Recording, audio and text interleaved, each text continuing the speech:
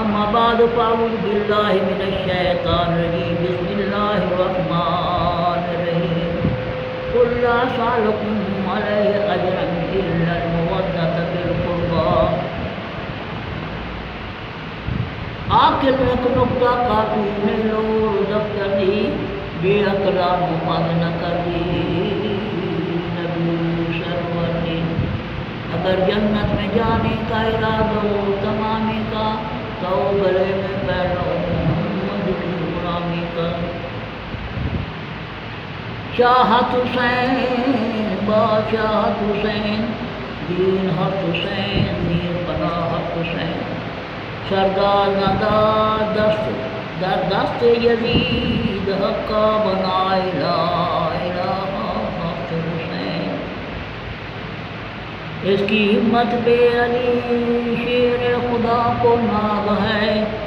اس نماز پہ محمد مصطفیٰ کو ناز ہے سیدھے تو سب نے کیے پر اس کا نیامدار ہے اس نے وہ سیدھا کیا جس پر خدا کو ناز ہے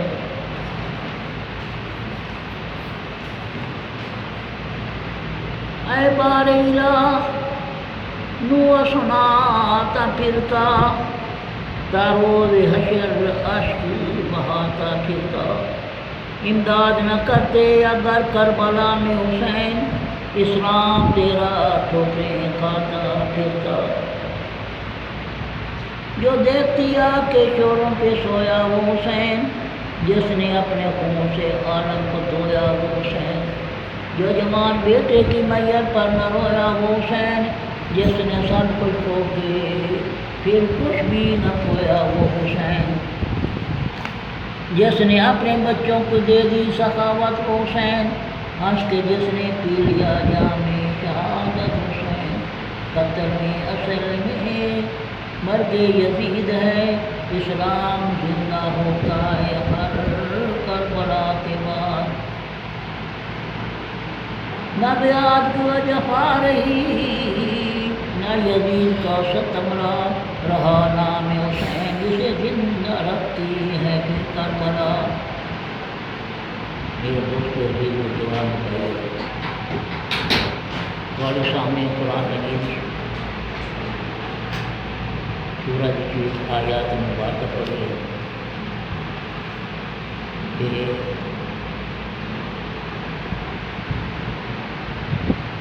کربلا کا میدان ہے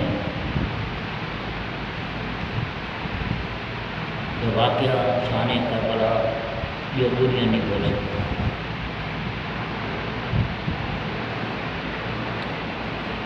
ایسا واقعہ یہ لیجیے میں دو یتیم بچے تھے حضرت مسلم وکیل بچے نے پیچھے جو میں واقعہ بیان کریں گا کہ ان کی شہادت ہے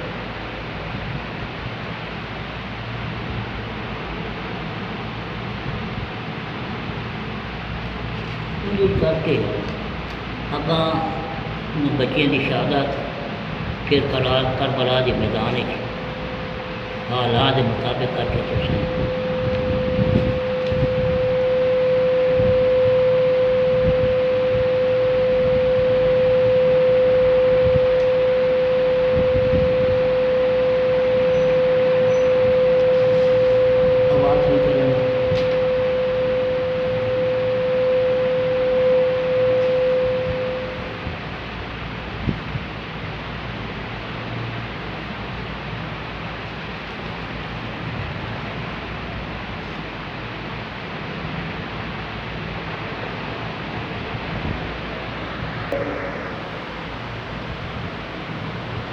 اس گارے اپنی پناہ گاہ اور جائے امان سمجھ کر دنیا سے بے خبر اپنی موت سے بے پرواہ اور فکر غم سے دور ایک دوسرے سے لپڑ کر اندرونی کوٹھی میں سو رہے تھے ادھر گھر کا مالک حارث داخل ہوا داخل ہوتے ہی کہنے لگا دیکھتے ہیں کہ مسلم کے بچے کا انعام کس کو ملتا ہے ابن زیاد کے اعلان پر شہر کا کونا کونا چھان مارے مگر کہیں نہیں ملے، خدا جانے کہاں غائب ہو گئے ہیں۔ خامن کی زبانی حضرت مسلم کے یتیم بچوں کو تلاش کے متعلق سن کر جس کو اپنے گھر میں چھپائے بیٹھی تھی لڑ گئی، ہر سے کہا کہ کتنے بدبخت ہیں تم، جو لوگ دنیا کے لالچ مسلم رضی اللہ تعالی بچوں کو تلاش کرے ہیں، اے حارث تمہاری عقل پر بھی پردہ کر دیا۔ اس معصوموں کا کیا ہے؟ یہ ڈھونڈ رہے ہیں ایک معمولی گھرانے کے یتیم سے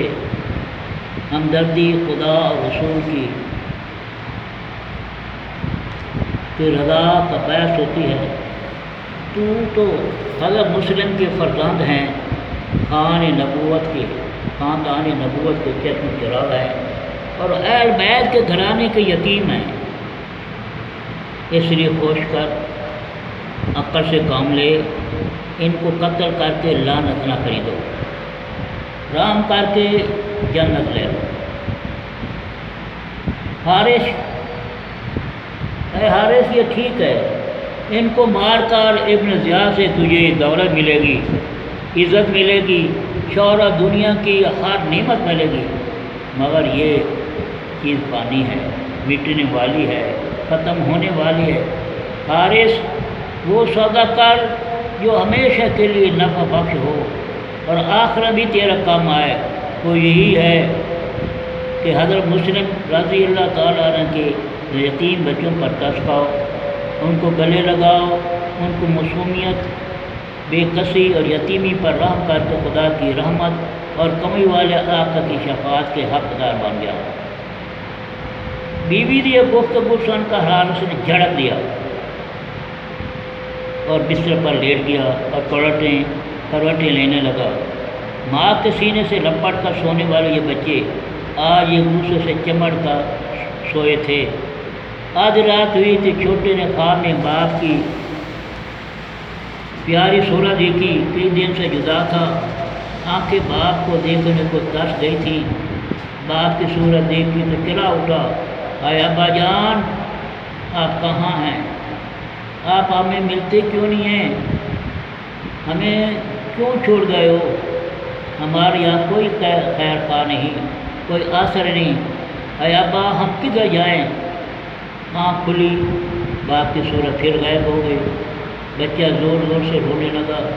بڑے نے پیار کیا، دلاسا دیا، مگر پھر بھی اس کی چیخ نکل گئی۔ کام باز حارث کو آنکھ کھل گئی، اٹھا اور بیوی سے پوچھا کہ ہمارے گھر میں رونا کیسا ہے؟ ہمارے گھر میں یہ رونا کیسا ہے؟ بیوی سہم گئی اور کانپ اٹھی اور خاموش رہی۔ وہ ظالم خود ہی اٹھا اور چراغ جلایا، دیکھا کہ مسلم کے دونوں چاند ایک دوسرے کو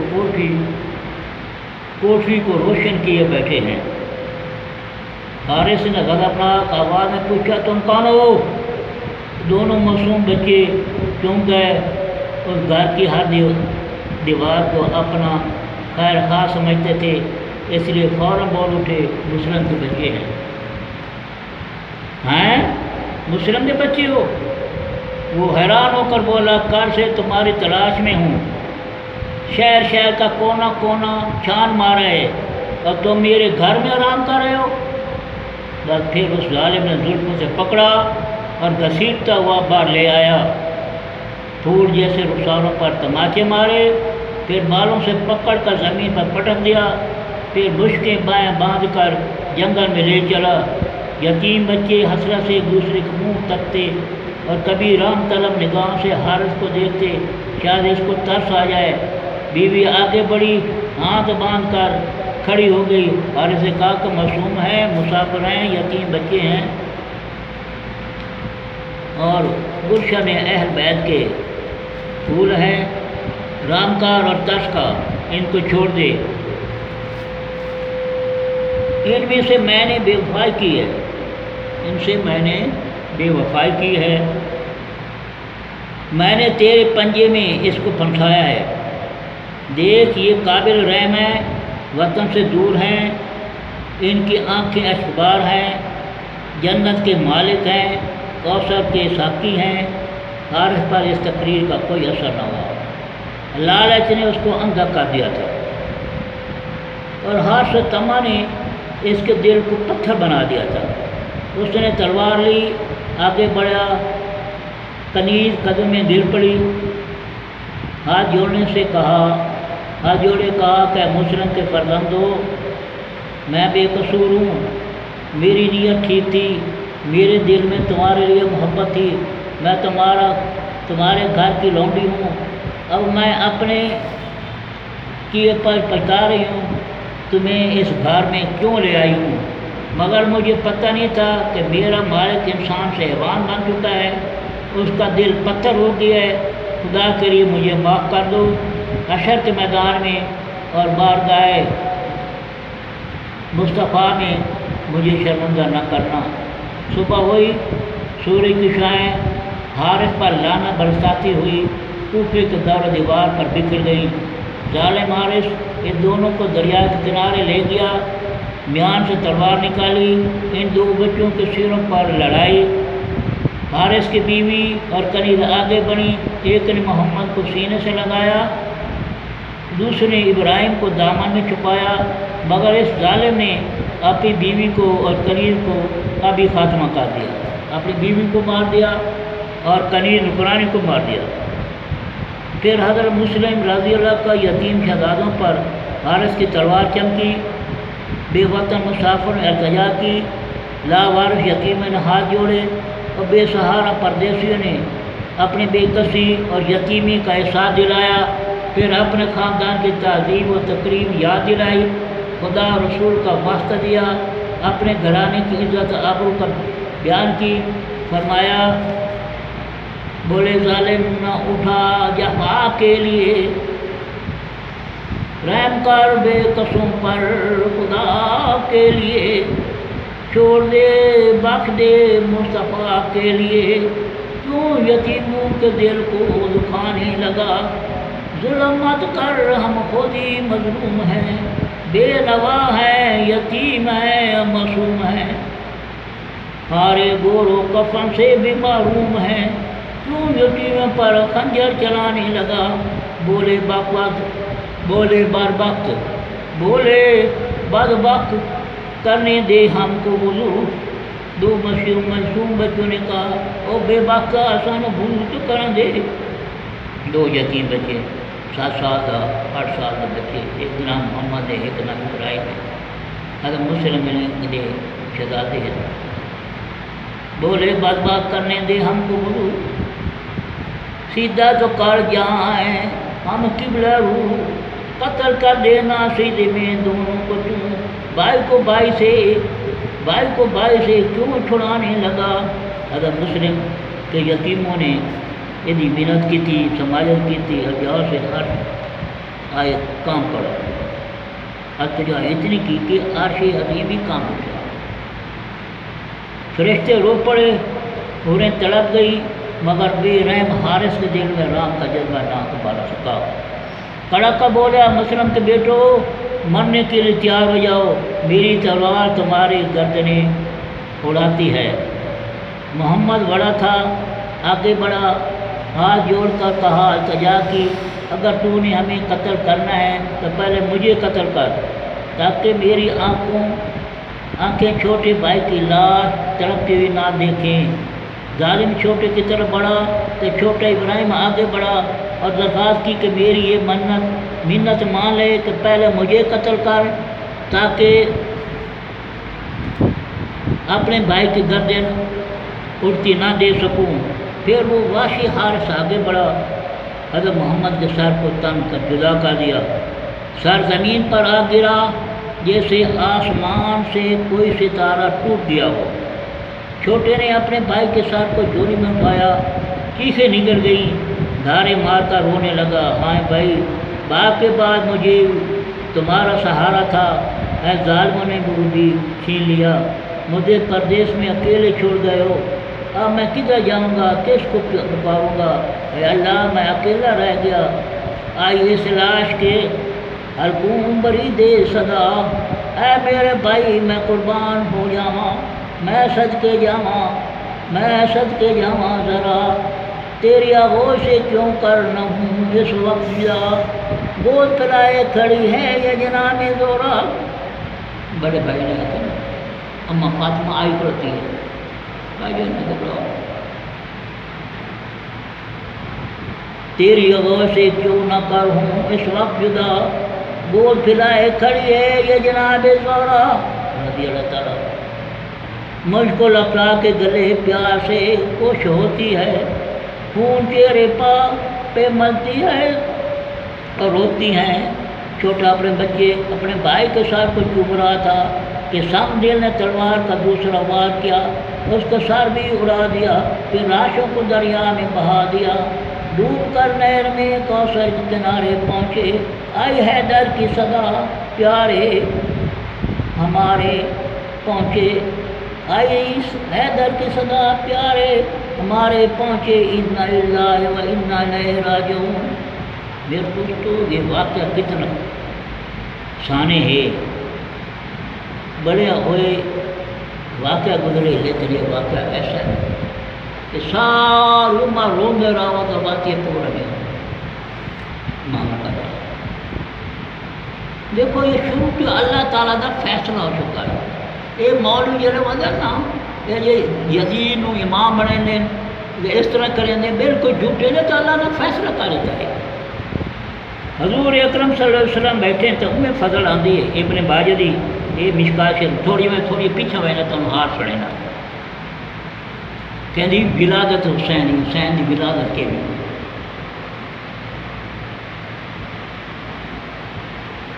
ام فضل رضی اللہ تعالیٰ فرمائیں میں حضور سلام کی خدمت حاضر ہوئی، عرض کی تھی یا رسول اللہ صلی اللہ آج رات میں ایک بہت خوفناک خواب، نبی کریم پوچھا دریا فرمایا کیا خواب ہے؟ عرض کی تھی یا نبی اللہ وہ بہت ہی بیان ہے۔ نبی کریم صلی اللہ علیہ وسلم نے فرمایا کہ کیا ہے؟ تو حضرت ام فضل نے عرض کی تھی رایتا کان قطعۃ من جسدک قطعت ووضعت فی حجری، میں نے دیکھا کہ آپ کے جسم قدر کا ایک ٹکڑا میری گود میں رکھا گیا، آپ کے جسم ٹکڑا موٹی کٹی کے جسم کے کٹ کر میری گود میں چلا گیا۔ رایت خیرن دل کا تیرو تو فاطمہ تو زارا انشاءاللہ غلاما، تو نے اچھا خواب دیکھا ہے، انشاءاللہ میری بیٹی فاطمہ کے گھر لڑکا پیدا ہونا ہے۔ پھر عمر فضل فرماتی ہیں واقعی سیدہ فاطمہ کے گھر حضرت امام حسین رضی اللہ تعالیٰ نے پیدا ہوئے اور دوسری آغوش میں آئے۔ پھر نبی کریم صلی اللہ علیہ وسلم نے فرمایا اتانی جبریل علیہ السلام فخرنی الی امتی مستقت قتل نبی ہادہ بنی ہادہ، میرے پاس ہر جبریل علیہ السلام آئے، مجھے خبر دی کہ ان قریب تیری امتی تو میرے اس بچے حسین کو شہید کریں گے۔ کیا خبر تھی؟ حضرت ام فضل فرماتی ہے کہ میں نے عرض کیا آپ رسول اللہ سے بچے ہو؟ حضور نے فرمایا ہاں اس بچے نے شہید کی طبیعت وسانی بے تربت من قربت حملہ، جبریل نے مقام شہادت صرف مٹی بھی لائے کر دی تھی، آپ کی ولادت بعد سعادت جبریل علیہ السلام کی طرف مبارکباد بھی دی تھی۔ جبریل علیہ السلام نے مقام شہادت دی، کربلا دی مٹی بھی چاہ کے آ رہی تھی، حالانکہ بچے دے ہندے دے پیدائش ہے کہ سارا واقعہ اللہ تعالیٰ کے محبوب میں سنائی رکھے، فیصلہ پہلے آسمانوں سے ہو چکا ہے۔ مٹی بھی مجھے لا کر دی آپ کی ولادت باسادہ پر، جبریل اللہ کی طرف سے مبارکباد بھی دی، اللہ کی طرف سے مبارک آپ نے پر میرا محبوب آپ کو مبارک ہو بچے دی، بچے دی مبارک بھی دی تھی اور ساتھ ہی اظہار غم بھی کی تھا، اللہ تعالیٰ نے حضور صلی اللہ علیہ وسلم نے اظہار غم کی تھا۔ اس وقت سید المرسلین صلی اللہ علیہ وسلم امام صاحب رضی اللہ تعالیٰ ہوئے نازک سے گلے کو چوم دے پایا، اسے گلے کو چوم دے بیٹھے، بچے جھولے لے بیٹھے، جبریل علیہ السلام نے عقیدہ ہو کر عرض کی کہ اے محبوب خدا علیہ الصلوۃ والسلام، آپ جس گلے میں بڑی محبت نہ چومتے پے ہو نا، اسی گلے سے خنجر جیسے، اور آپ کا یہ بچہ اللہ کی راہ میں شہید ہوگا، اور یہ ہے اس جگہ کی سرخ مٹی۔ سیدہ زہرا فاطمہ زہرا خاتون جنت نے اپنے باپ کو اپنے بیٹے کا گلہ چومتے ہوئے دیکھا تو آج کے ابا جان، لوگ تو اپنے بیٹوں کے متھے چومتے ہیں، منہ چومتے ہیں، پیشانی چومتے ہیں اور سر میں بوسہ دینے ہیں، مگر آپ میرے بیٹے حسین کا گلا کیوں چومتے بیٹھے ہو؟ سید مرسلین دی آنکھوں سے آنسو آئے، حضور السلام دی آنکھوں جاری ہیں، روندے بیٹھے جڑے سب سید الانبیاء روئے پہ خاتم ساری کائنات رو پھر اتنے روندے ہوتے اللہ تعالیٰ دی آپ طرف اٹھے۔ اس بچے معصوم تو آپ میرے بیٹے حسین کا گلہ کیوں چومتے ہو؟ سید مرسل علیہ السلام کی آنکھوں سے آنسو جاری تھے اور فرمایا بیٹی میں نو آجو ویلا یاد پیا آوے جب ظالم ظلم کرے سن اس میرے حسین دے گل تے اور تیر تلوار چلے سن۔ جناب سید عرض کیتی ابا جان کیا اس وقت تسا نہ ہو سو، کیا میں نہ ہو سا، کیا علی نہ ہو سی؟ تو حضور السلام نے فرمایا بیٹی نہ میں ہو سا، نہ میں ہوں گا، نہ تو ہویں گی، نہ ہو سی شیر خدا دا ایک زینب روندی ہو سی جن تفسی پھر حال برادہ۔ امام الانبیاء صلی اللہ علیہ وسلم نے فرمایا اس بچے کا نام کیا رکھے؟ شیر خدا نے عرض کی تھی آقا اس کا نام تو آپ نانا پاک ہی رکھے گا۔ ابھی نانا پاک خاموش ہی تھے کہ جبریل امین حاضر خدمت ہوئے، عرض کی تھی یا رسول اللہ صلی اللہ علیہ وسلم اللہ تعالیٰ کی طرف سے اس بچے کی ولادت مبارک بھی ہوئے، قبول فرماؤ۔ پھر خدا فرمائندہ اس بچے کا نام حسین رکھو۔ کون رکھی؟ اللہ تعالیٰ اس بچے کا نام کیا رکھو؟ حسین رکھو۔ قمری والے نے حضرت حسین کے کون میں اذان دی، حسین الحسن تو حسین میرے نور دی چشمی، اور بہتے دے اے جناب بہتے حسن تو حسین ہے، یعنی حسن ہے بہتے بھی حسن ہے۔ میں انہوں نے اپنے نورانی پردے چنہ کا نام رکھے ہوئے، آج شروع سے رکھے ہوئے بچے کا نام، وہ نام حسن تو حسین میں پہلے شروع سے رکھے۔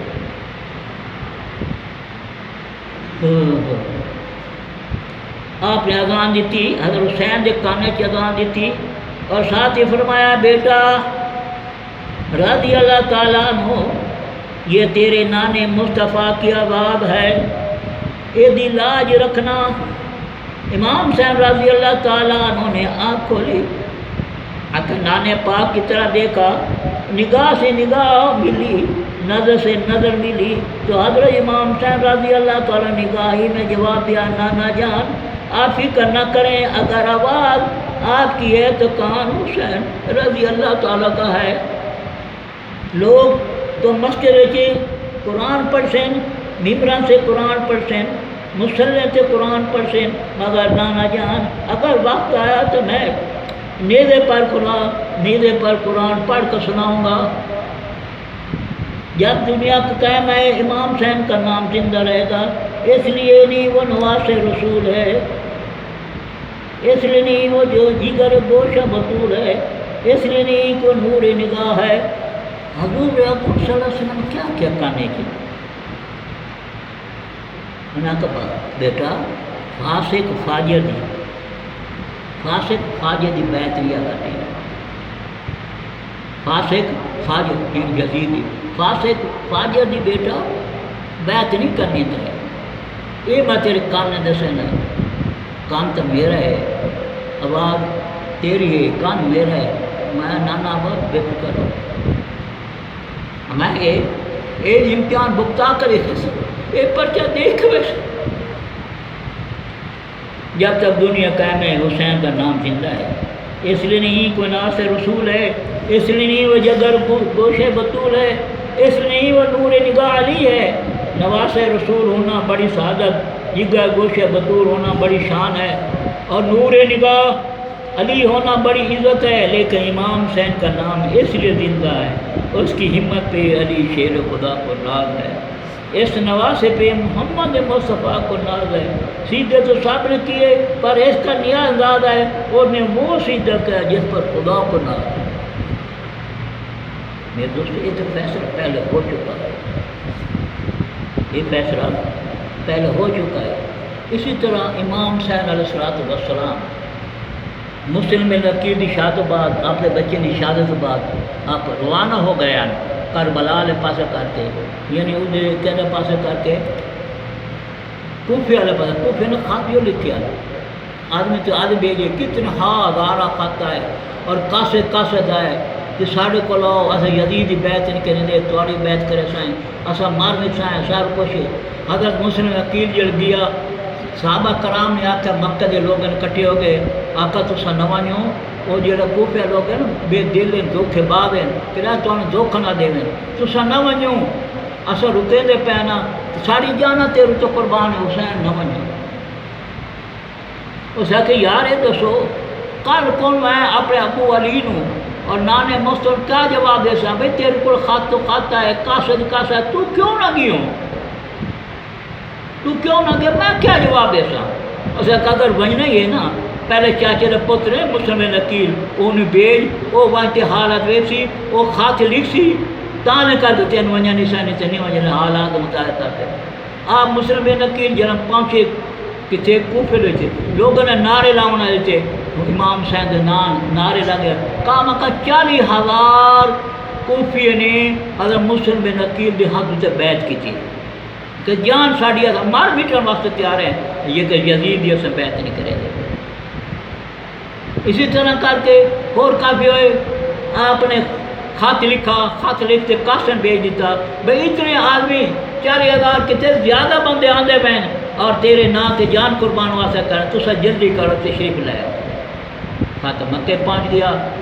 دکھایا، انہیں آکے ٹھیک ہوں تو سمجھنا۔ آپ بچی نے لے کے کوئی جنگ واسطے لڑا واسطے ویندے، بچی معصوم بچی لے کے مائیاں بی بی منوں لے کے کوئی لے کے ٹور پہ، آپ پورے بال بچن لے کے بی بی نوں اپنے جڑے اپنا حضرت علی دے بیٹے ہیں پچھلے گھروں سارے اہل بیت سارا ویندا کیے، اور نال جڑے آپ جان سارا ہم پہ لوگ وہ بھی نال گئے اور بچے بھی نال گئے، آپ سواری ٹر پہ چلنے چلنے ویندے پہ دوپہر ہو گئی ہے، کربلا دی دوپہر آئی، علابان آسمان سے آگ برستی پئی ہے، تو گرمی دا موسم آئی ڈاٹا، زمین تو شعلے اٹھیندے پین، گرم روز دے تھپیڑ سے جسم جلس رہے ہیں، اور خاک کربلا دی زمین کی چنگاریاں نکلدی پئی ہیں۔ میں قربان جاواں اس نواز رسول پر جو نانے دی شان امت کو دکھایا، اس نواز رسول پر جو نانے دی شان امامہ دکھا گیا، اور نثار ہوا ان غازیوں پر جنہیں خاندان نبوت دی لاش رکھ لی، اور فدا ہوا میں ان پردہ نشینوں پر بیبیوں پر جنہیں فاطمہ پکارا دی آن بچا لی۔ ایک طرف غبار اٹھتی ہوئی نظر آیا، سید اللہ نے سمجھے کہ شاید میری لیے کوئی مدد آ گئی ہے، میرے واسطے کوئی مدد آ گئی ہے۔ پھر گھوڑیوں کی تاپوں کی آواز آنے لگی،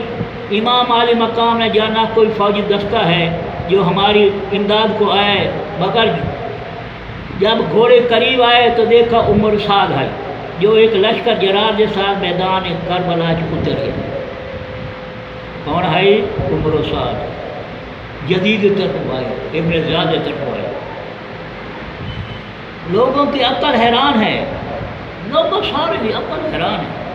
سید لال نے جب مدینہ منورہ سے کوچ کیتا ہے تو اہل مدینہ نے آپ کو منع کیتا ہے،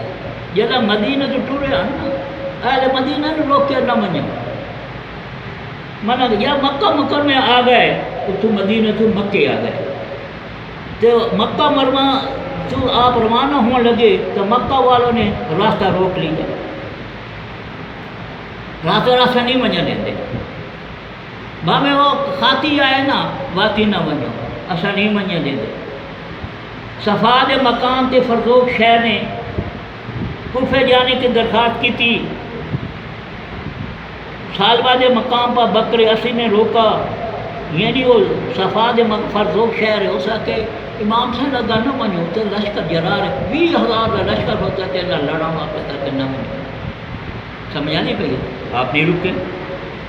چلے گئے۔ تو سالبہ کے مقام پر پہنچے تو بکر اسیدی نے روکا۔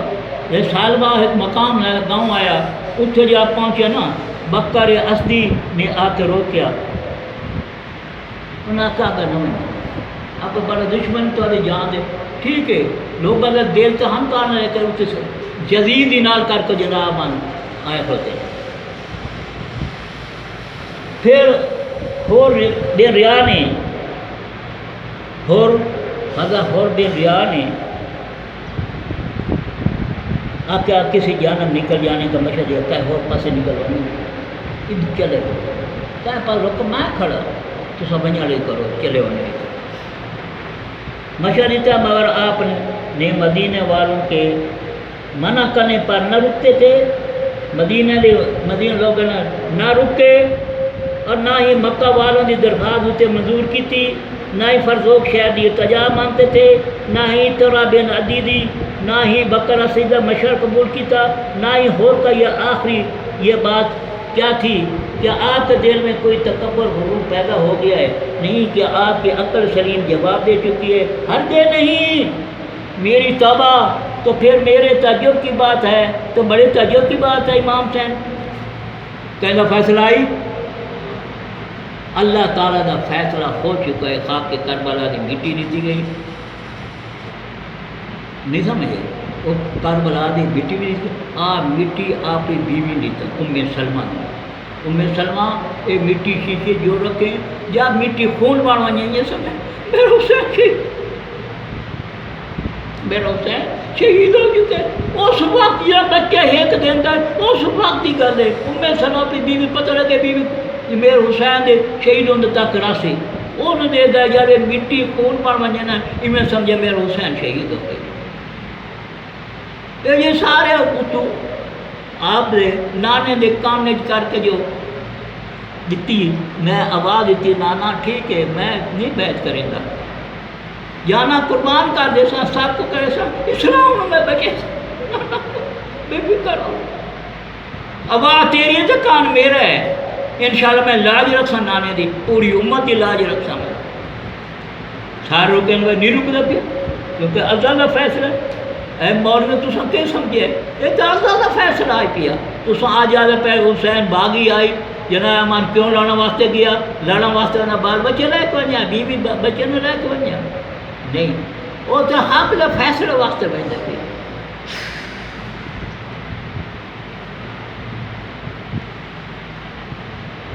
میری توبہ تو پھر مجھے تعجب کی بات ہے کون آدھا پیے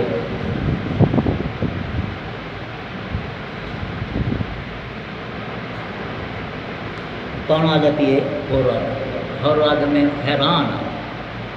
کہ اتنے باوجود تو نہ رک دے پہ میری توبہ میں توبہ کرے نا، پھر مجھے ہی تعجب کی بات ہے کبھی امام صاحب رضی اللہ تعالیٰ نے کسی بات نہیں مانی، نہ اپنے اٹل ارادے سے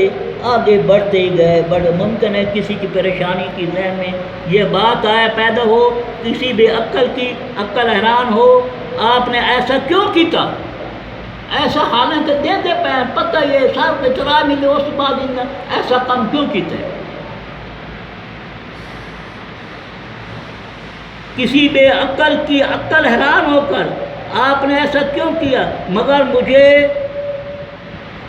مجھے تو اس میں کوئی حیرانی اور تعجب کی بات نظر نہیں آتی، ادا میں نے جو کتاب لکھن والا ہے نا میں نے تعجب کی بات نظر نہیں آتی کیونکہ خدا ہی فیصلہ ہے نہیں آتی، اس لیے کہ فاطمہ کے لال کو روکنے والے تمام اسی دنیا کے رہنے والے تھے اور اس زمین پر بسنے والے تھے، بلکہ میں تو کہتا ہوں اگر آپ کو آسمان سے جبریل بھی روکتا تو آپ نہ رکتے، جبریل آ گئے جنا حضرت ابراہیم علیہ السلام چیخے سٹن لگے، حضرت ابراہیم السلام ٹھیک ہے جبریل آ کے آپ کو تو کر کوئی مدد میں تیری مدد ضرور کو وہ جانتا پڑتا ہے ان کو ہی پتہ نہیں شاہ رام دے سارے قریب انہوں سارے حالات پتہ نہیں، انہیں پتہ لگا میرا خلیل آگے بھیجنا پہ تو کو بڑا روکن واسطے تیرے ہاتھ میں رکا اتنے حسین ہے، اگر جبریل آئے تو بھی نہ رکے نہ، جبریل رکتے تو آپ نہ رکتے، اور آپ کو رکنا بھی نہ چاہیے تھا، آپ کو رکنا بھی نہ چاہیے تھا، اس لیے جب زبان مصطفیٰ علیہ السلام سے آپ کی شہادت کی خبر نکل چکی تھی،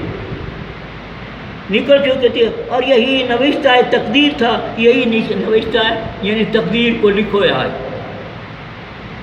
تو پھر ان کے روکنے والے کی حیثیت کملی والے کے مقابلے کیا ہے؟ انہوں نے روکنے والے کملی والے نہیں ہو پے، وہ جب انہوں نے کملی والے کے مقابلے انہوں نے کیا گل آئی؟ حضور تو خود فرمائندے پہ کہ میرے حسین شہید کی طرف سے آپ روندے بیٹھے اس وقت روندے پہ، یا منشا الہ یہی تھا تو کربلا کی زمین ان کے خون سے سراب ہو، تو پھر دنیا کی کوئی طاقت اس منشا الہی کو روک نہیں سکتی تھی، جب یہ فیصلہ ہو چکا ہے کون روک سکتی ہے؟ سمجھانی بھی گل امام تعالیٰ ہوتا بھی ہے نا، یہ ہو ساڑھا حسین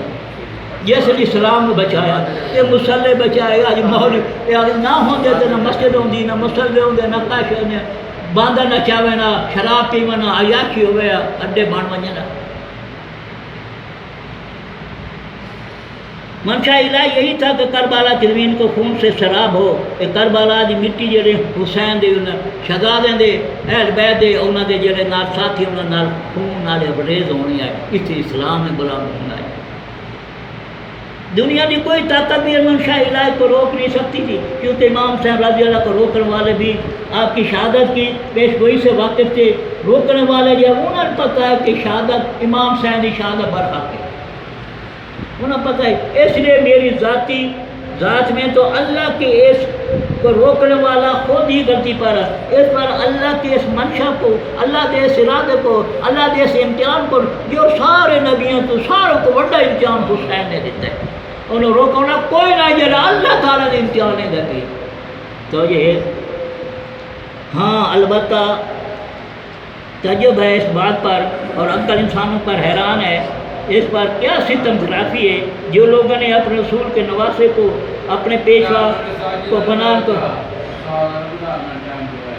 بڑا میں شادہ بہن ہے، اس تو بڑا اور کیا معنی بیان ہو سکتا ہمارے بہن کو تو سن تو صحیح اتنا پیار دردناک واقع سننا پہنجے گئے جان مانے تین پتہ ہی کوئی نہیں کہ امام حسین کی شہادت کیا شہادت کہنے پتہ بھی کوئی نہیں، اس بات پر عقل انسانی حیران ہے، کیا ستم ظرفی ہے جن لوگوں نے اپنے رسول کے نواسے کو اپنے پیشوا کے بیٹوں سینکڑوں خط لکھے، سینکڑوں قاصد بھیجے، پھر صبح سے شام تک چھتوں سے چڑھ کے راہ دیکھنے والے ہیں، جنہوں نے حضرت مسلم کے ہاتھوں پر بیعت کر کے وفاداری جان سارے عہدی بند بننا آئی، اور یزید کو غیر اسلامی حکومت شخصی بادشاہ کے خلاف مار میٹنے کا حلف اٹھایا ہے، چاہے نا کچھ اٹھایا ہے، اور اہل بیت کی عزت و آبروی خاطر اپنی جانیں قربان کر دینے کے لیے وعدہ کیا تھا، مگر آج جب ان کے نبی کا نواسا، ان کا پیشوا کا بیٹا ایک معزز مہمان کی صورت ہے کوفے سے داخل ہوں گے تو یہ لوگ ان کی تلوار لے کر قتل واسطے کھڑے،